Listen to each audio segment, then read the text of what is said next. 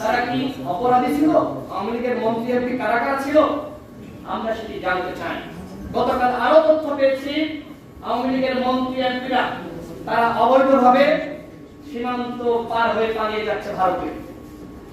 আমাদের বিজেপি কি করছে? তাদেরকে আনা হয়েছিল আমার ভাইকে হত্যা করার জন্য। এখন তারা কি এদের পাহারা দিতে পারে না?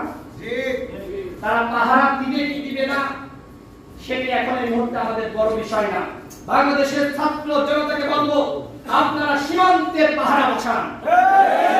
আওয়ামী লীগের একজন মন্ত্রী এমপিকে নেতাকে আমরা পালিয়ে দিতে যেতে দেব না। তারা পালিয়ে যেতে পারবে না। আপনারা পাহারা বসান, সীমান্তে আপনারা পাহারা বসান। বিজেপি যদি ভালোভাবে দায়িত্ব পালন না করে সেই দায়িত্ব আপনাদেরকে গ্রহণ করতে হবে। এবং আমরা দৃঢ় বিশ্বাস করি এদেশের ছাত্র জনতার অভ্যুত্থানের মাধ্যমে